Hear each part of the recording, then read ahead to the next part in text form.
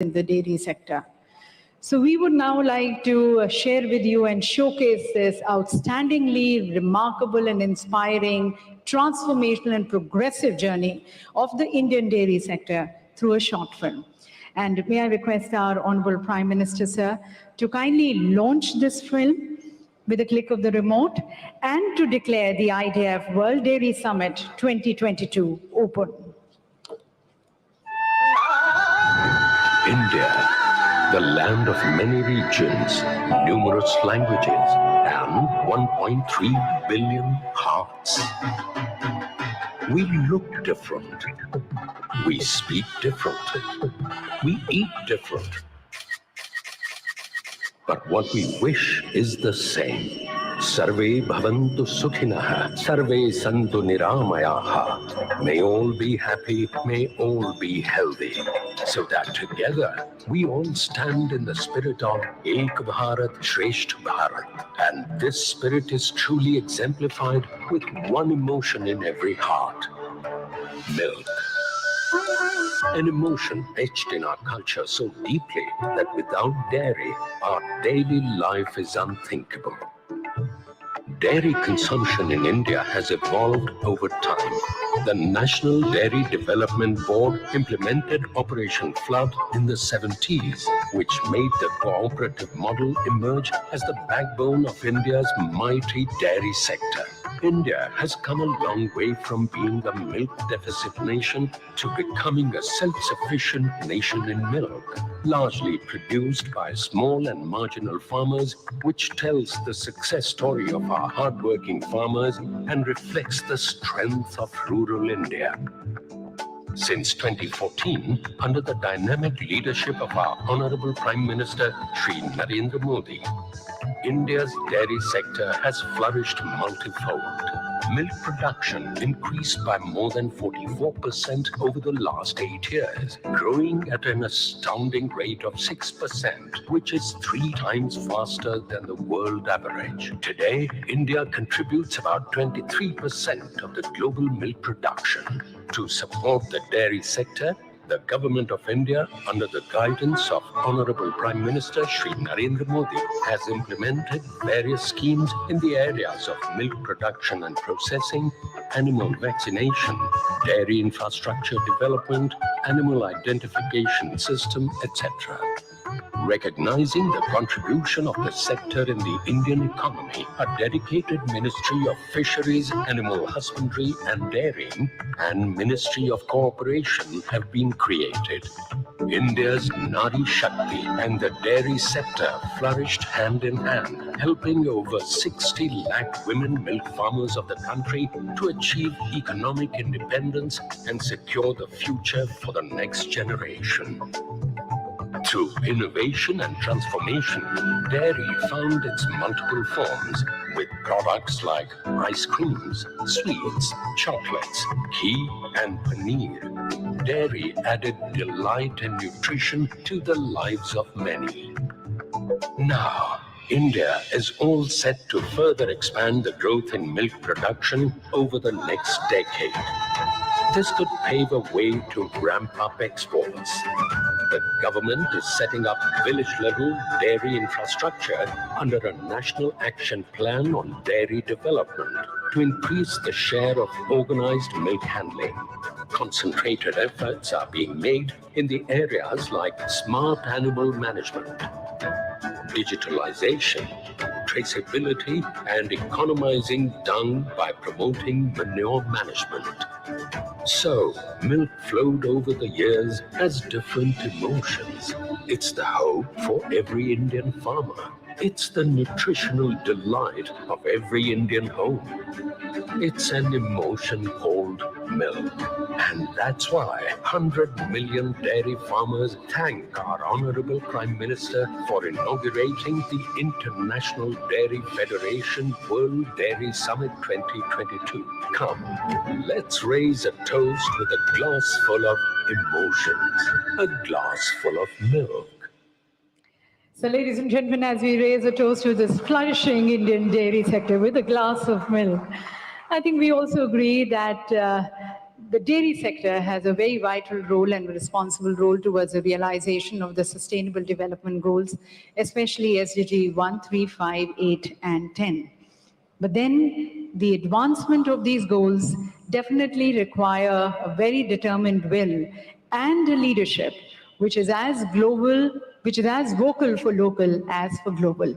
And that is where, ladies and gentlemen, we now seek the views and the guidance of the global leader, our Honorable Prime Minister, whose charismatic leadership is today influencing the world. And someone who's always believed that this whole world is one big family, Vasudhaiva Kutumbakam. He's always worked with this very spirit. And that is the reason the views and the expressions, the progressive guidance of his today stands equally important to the Indian global sector as to the global dairy sector. So once again, as I thank Honorable Prime Minister on behalf of everyone present here, I now request Honorable Prime Minister Modi ji for his inaugural address.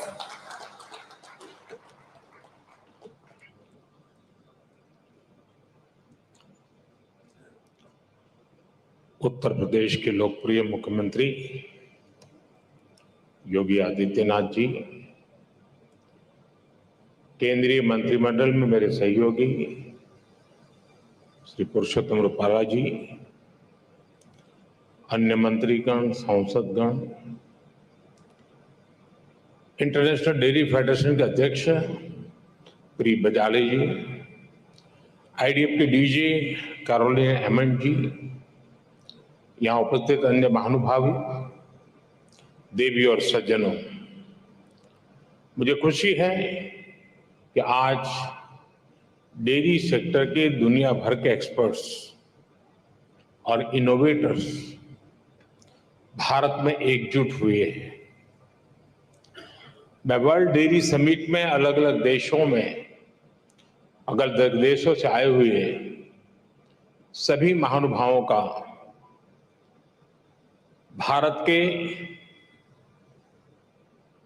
कोटि कोटि पशुओं की तरफ से, भारत के कोटि कोटि नागरिकों की तरफ से, भारत सरकार की तरफ से हृदय से बहुत बहुत स्वागत करता हूं।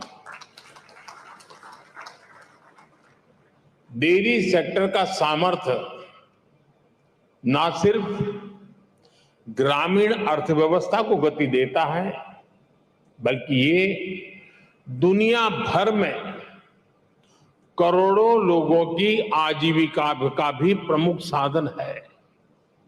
मुझे विश्वास है ये समिट आइडियाज, टेक्नोलॉजी, एक्सपर्टाइज और डेयरी सेक्टर से जुड़ी परंपराओं के स्तर पर एक दूसरे की जानकारी बढ़ाने और एक दूसरे से सीखने में बहुत बड़ी भूमिका निभाएगी। साथियों, आज का ये आयोजन ऐसे समय में हो रहा है जब भारत ने अपनी आजादी के 75 वर्ष पूरे किए हैं। ये भी संयोग है कि आज के इस आयोजन से भारत के 75 लाख से ज्यादा डेयरी किसान भी टेक्नोलॉजी के माध्यम से इस कार्यक्रम में हमारे साथ जुड़े हुए हैं। इस तरह की समिट के लिए और उसमें लास्ट माइल बेनिफिशियरी हमारे ऐसे ही किसान भाई बहन होते हैं।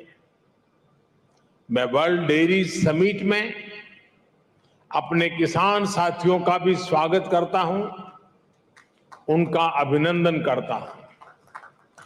साथियों, पशुधन और दूध से जुड़े व्यवसाय भारत की हजारों वर्ष पुरानी संस्कृति का अभिन्न हिस्सा रहा है।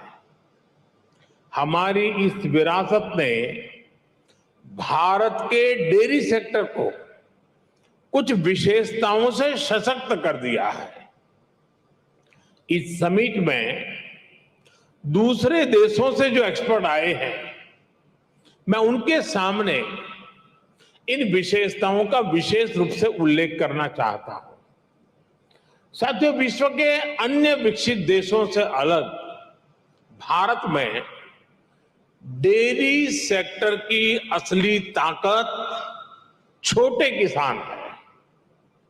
भारत के डेयरी सेक्टर की पहचान मास प्रोडक्शन से ज्यादा प्रोडक्शन बाय मासिस की है। भारत में डेयरी सेक्टर से जुड़े अधिकांश किसानों के पास या तो एक पशु है, दो है या तीन पशु है। इन्हीं छोटे किसानों के परिश्रम और उनके पशुधन की वजह से आज भारत पूरे विश्व में सबसे ज्यादा दुग्ध उत्पादन करने वाला देश है। आज भारत के 8 करोड़ से ज्यादा परिवारों को ये सेक्टर रोजगार मुहैया कराता है। भारत के डेयरी सेक्टर की यूनिकनेस आपको अन्य जगह पर शायद ही कभी कहीं मिल जाए। आज वर्ल्ड डेयरी समिट में इसका जिक्र मैं इसलिए भी कर रहा हूं क्योंकि विश्व के अनेक गरीब देशों के किसानों के लिए ये एक बेहतरीन बिजनेस मॉडल बन सकता है। साथियों, भारत के डेयरी सेक्टर की इस खासियत को एक और यूनिकनेस से जबरदस्त सपोर्ट मिलता है। हमारे डेयरी सेक्टर की दूसरी विशेषता है भारत का डेयरी कोऑपरेटिव सिस्टम। आज भारत में डेयरी कोऑपरेटिव का एक ऐसा विशाल नेटवर्क है जिसकी मिसाल पूरी दुनिया में मिलना मुश्किल है। ये डेयरी कोऑपरेटिव्स देश के 2 लाख से ज्यादा गांवों में करीब करीब 2 करोड़ किसानों से दिन में 2 बार दूध जमा करती हैं और उसे ग्राहकों तक पहुंचाती है। इस पूरी प्रक्रिया में बीच में कोई भी मिडलमैन नहीं होता और ग्राहकों से जो पैसा मिलता है उसका 70% से ज्यादा सीधा किसानों के जेब में ही जाता है। इतना ही नहीं, अगर मैं गुजरात राज्य की बात करूं तो ये सारे पैसे सीधे महिलाओं के बैंक अकाउंट में जाते हैं।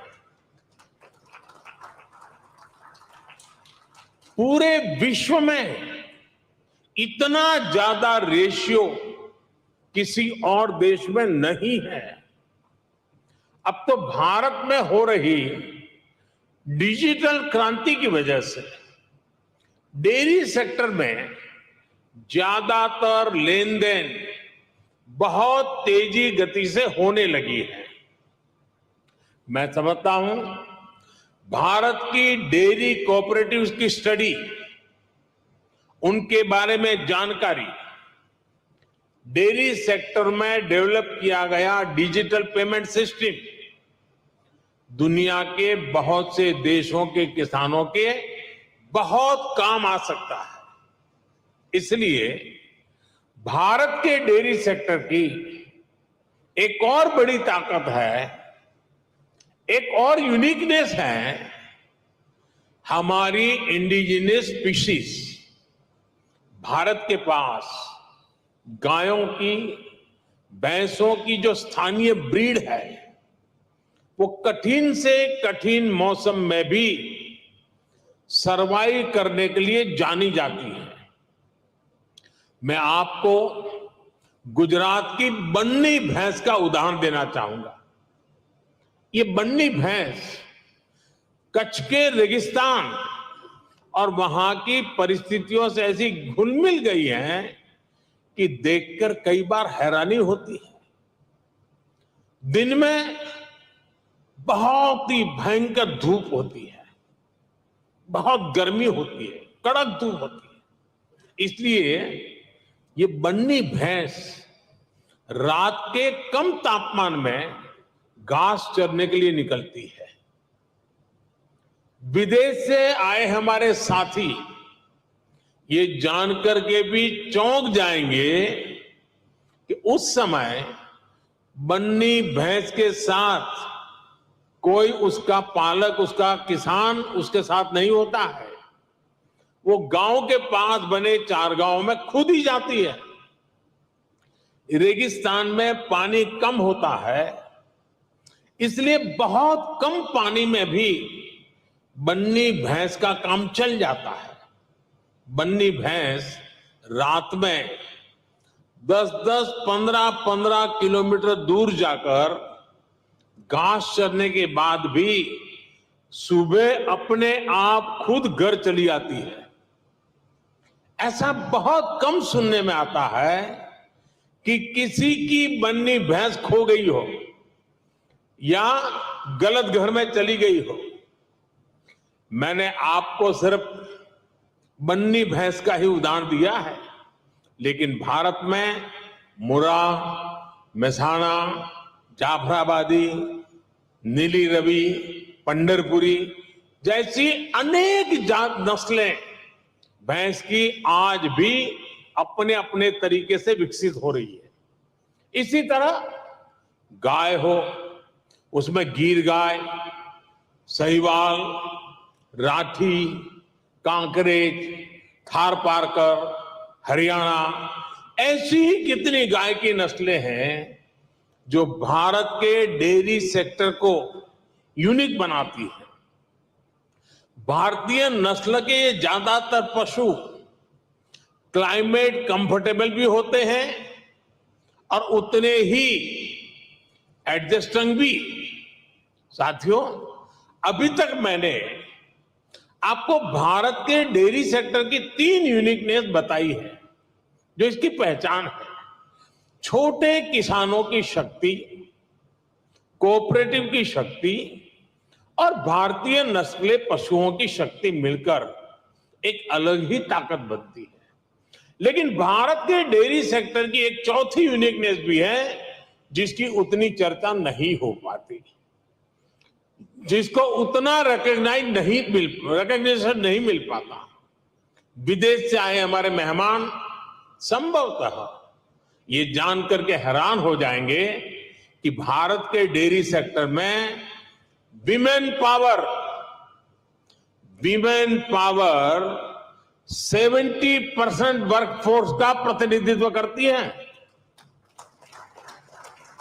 भारत के डेयरी सेक्टर की असली कर्णधार विमेन्स हैं, महिलाएं हैं। इतना ही नहीं, भारत के डेयरी कोऑपरेटिव्स में भी 1/3 से ज्यादा सदस्य महिलाएं ही हैं।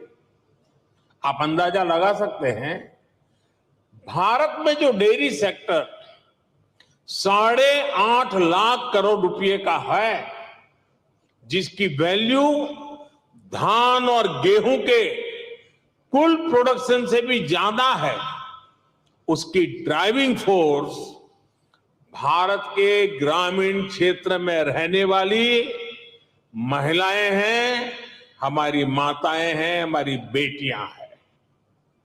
मैं वर्ल्ड डेयरी समिट से जुड़ी सभी महानुभावों से भारत की नारी शक्ति की इस भूमिका को रिकॉग्नाइज करने, इसे विभिन्न वर्ल्ड प्लेटफॉर्म्स पर ले जाने का भी मैं आग्रह करूंगा। साथियों, 2014 के बाद से हमारी सरकार ने भारत के डेयरी सेक्टर के सामर्थ्य को बढ़ाने के लिए निरंतर काम किया है। आज इसका परिणाम मिल्क प्रोडक्शन से लेकर किसानों की बड़ी आय में भी नजर आ रहा है। 2014 में भारत में 146 मिलियन टन दूध का उत्पादन होता था। अब ये बढ़कर 210 मिलियन टन तक पहुंच गया है, यानी करीब करीब 44% की वृद्धि। आज पूरे विश्व में मिल्क प्रोडक्शन 2% की रफ्तार से बढ़ रहा है, जबकि भारत में इसकी रफ्तार 6% से भी ज्यादा है। भारत में दूध की पर कैपिटा अवेलेबिलिटी पूरे विश्व के औसत से कहीं ज्यादा है। बीते 3-4 वर्षों में ही भारत के छोटे किसानों ने बैंक खातों में हमारी सरकार ने करीब 2 लाख करोड़ रुपए सीधे ट्रांसफर किए हैं। इसका बहुत बड़ा हिस्सा डेयरी सेक्टर से जुड़े किसानों के खातों में भी आया है। साथियों, आज हमारा फोकस देश में एक संतुलित डेयरी इकोसिस्टम के निर्माण पर है।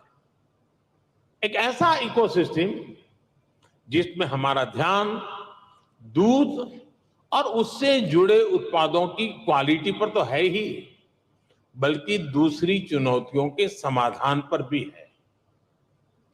किसान को अतिरिक्त आय, गरीब का सशक्तिकरण, स्वच्छता, केमिकल फ्री खेती, क्लीन एनर्जी और पशुओं की केयर, ये सभी आपस में जुड़े हुए हैं। यानी हम डेयरी सेक्टर को, पशुपालन को भारत के गांवों में ग्रीन और सस्टेनेबल ग्रोथ का बहुत बड़ा माध्यम बना रहे हैं। राष्ट्रीय गोकुल मिशन, गोवर्धन योजना, डेयरी सेक्टर का डिजिटाइजेशन और पशुओं का यूनिवर्सल वैक्सीनेशन, इसी दिशा में हो रहे प्रयास है। इतना ही नहीं, भारत ने जो सिंगल यूज प्लास्टिक बंद करने का जो अभियान चलाया है, वह एनवायरमेंट की दृष्टि से तो महत्व का है ही, लेकिन जो भी जीव दया में विश्वास करते हैं, जो पशुधन में उसके कल्याण में विश्वास करते हैं, उनको मालूम है कि प्लास्टिक पशुओं के लिए कितना खतरनाक बनता जा रहा है, गाय और भैंस के लिए कितना खतरनाक बनता जा रहा है। उस सिंगल यूज प्लास्टिक को भी बंद करने का, खत्म करने का हमने बहुत लगातार प्रयास आरंभ किया है। साथियों, भारत के डेयरी सेक्टर का जितना बड़ा स्केल है, उसे साइंस के साथ जोड़कर और विस्तार दिया जा रहा है। भारत डेयरी पशुओं का सबसे बड़ा डेटाबेस तैयार कर रहा है। डेयरी सेक्टर से जुड़े हर पशु की टैगिंग हो रही है। आधुनिक टेक्नोलॉजी की मदद से हम पशुओं की बायोमेट्रिक पहचान कर रहे हैं। हमने इसे नाम दिया है पशु आधार। पशु आधार के जरिए पशुओं की डिजिटल आइडेंटिफिकेशन की जा रही है, जिससे उनकी सेहत पर नजर रखने के साथ साथ डेयरी प्रोडक्ट से जुड़े मार्केट को विस्तार देने में मदद मिलेगी। साथियों, आज भारत का बहुत बड़ा फोकस पशुपालन के क्षेत्र में उद्यमशीलता को, एंटरप्राइज को बढ़ावा देने पर भी है। डेयरी सेक्टर से जुड़े छोटे किसानों की ताकत को हम फार्मर प्रोड्यूसर ऑर्गेनाइजेशंस और महिलाओं के सेल्फ हेल्प ग्रुप के माध्यम से एकजुट कर रहे हैं। इनको बड़ी मार्केट फोर्स बना रहे हैं। अपने युवा टैलेंट का उपयोग हम एग्रीकल्चर और डेयरी सेक्टर्स में स्टार्टअप्स के निर्माण में भी कर रहे हैं। आपको ये जानकर भी अच्छा लगेगा कि भारत में बीते 5-6 साल में एग्रीकल्चर और डेयरी सेक्टर में 1000 से अधिक स्टार्टअप्स बने हैं। साथियों, भारत किस तरह अनोखे प्रयास कर रहा है, उसका एक उदाहरण गोवर्धन योजना भी है। अभी हमारे रूपाला जी ने गोबर का इकोनॉमी में बढ़ता महत्व का वर्णन किया था। आज भारत में पशुओं के गोबर से बायोगैस और बायो सीएनजी बनाने का एक बहुत बड़ा अभियान चल रहा है। हमारी कोशिश है कि डेयरी प्लांट्स अपनी जरूरत की अधिकतर बिजली गोबर से ही पूरी करें। इससे किसानों को गोबर का भी पैसा मिलने का रास्ता बन रहा है। इस प्रक्रिया में जो ऑर्गेनिक खाद बनती है उससे किसानों को खेती के लिए एक सस्ता माध्यम मिल जाएगा। इससे खेती की लागत भी कम होगी और मिट्टी भी सुरक्षित रहेगी। भारत में आज नेचुरल खेती पर, नेचुरल फार्मिंग पर भी अभूतपूर्व बल दिया जा रहा है, जिसमें पशुओं की बहुत बड़ी भूमिका है। साथियों, मैं अक्सर कहता हूं कि खेती में मोनोकल्चर ही समाधान नहीं है, बल्कि विविधता बहुत आवश्यकता है। ये पशुपालन पर भी लागू होता है। इसलिए आज भारत में देसी नस्लों और हाइब्रिड नस्लों दोनों पर ध्यान दिया जा रहा है। इससे जलवायु परिवर्तन से होने वाले नुकसान की आशंकाओं को भी कम किया जा सकेगा। साथियों, एक और बड़ा संकट पशुओं को होने वाली बीमारियों का है। पशु जब बीमार होता है तो एक किसान के जीवन को प्रभावित करता है, उसकी आय को प्रभावित करता है। ये पशुओं की क्षमता, उसके दूध और इससे जुड़े दूसरे उत्पादों की क्वालिटी पर भी असर डालता है।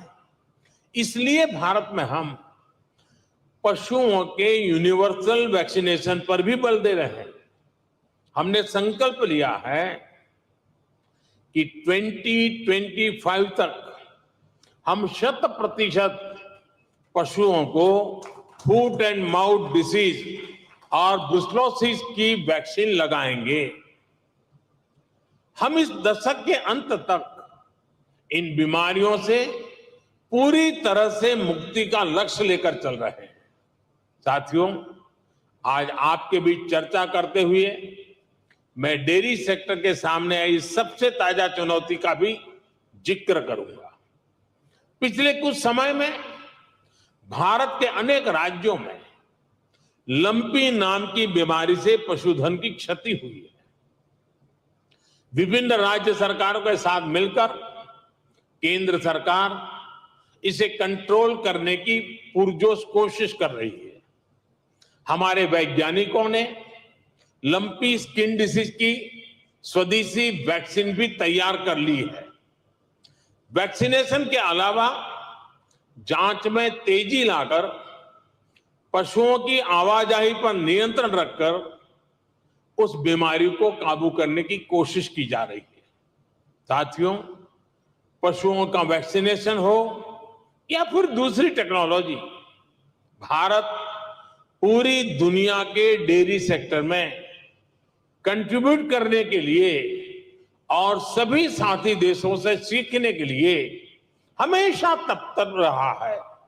भारत ने अपने फूड सेफ्टी स्टैंडर्ड्स पर भी बहुत तेजी से काम किया है। आज भारत लाइव स्टॉक सेक्टर के लिए एक ऐसे डिजिटल सिस्टम पर काम कर रहा है जो इस सेक्टर की एंड टू एंड एक्टिविटीज को कैप्चर करेगा। इससे इस सेक्टर में सुधार के लिए जरूरी सटीक जानकारी मिल पाएगी। ऐसी ही अनेक टेक्नोलॉजी को लेकर जो काम दुनिया भर में हो रहे हैं उसको ये समिट अपने सामने रखेगी। इससे जुड़ी एक्सपर्टाइज को हम कैसे शेयर कर सकते हैं, इसके रास्ते सुझाएगी। मैं डेयरी इंडस्ट्री के ग्लोबल लीडर्स को भारत में डेयरी सेक्टर को सशक्त करने के अभियान में शामिल होने के लिए आमंत्रित करता हूं। मैं इंटरनेशनल डेयरी फेडरेशन की भी उनके बेहतरीन काम और योगदान के लिए प्रशंसा करता हूं। आप सभी का, जो विदेश से आए हुए मेहमान का, मैं फिर से स्वागत करता हूं। उनका अभिनंदन करता हूं और मैं एक लंबे अरसे के बाद, करीब करीब 5 दशक के बाद भारत को आप सबका स्वागत करने का मौका मिला, आप सबके साथ विचार विमर्श करने का अवसर मिला और यहां से जो मंथन से अमृत निकलेगा, इस हमारे अमृत काल में देश के ग्रामीण जीवन के अर्थतंत्र को विकसित करने में, देश के पशुधन के सामर्थ्य को और मजबूत बनाने में और देश के गरीब से गरीब के सशक्तिकरण में भी बहुत बड़ा योगदान देगा। इसी अपेक्षा और आशा के साथ आप सबका बहुत बहुत आभार, बहुत बहुत शुभकामनाएं। धन्यवाद। Thank you, Honorable Prime Minister, sir, for your very inspiring and motivating address and guiding the entire global dairy industry. Thanking the Honorable Prime Minister for sharing also his experiential views, which comes from his working also at the grassroots level. Ladies and gentlemen, the Honorable Prime Minister shared with us the various initiatives which are being taken by the Government of India towards developing a more sustainable ecosystem for the dairy sector. Also, as he shared his experiential views with us, he guided the entire industry. Look forward for greater collaborations with the other countries, incorporating our traditional wisdom with the new technologies and modernizations. एक बार पुनः माननीय प्रधान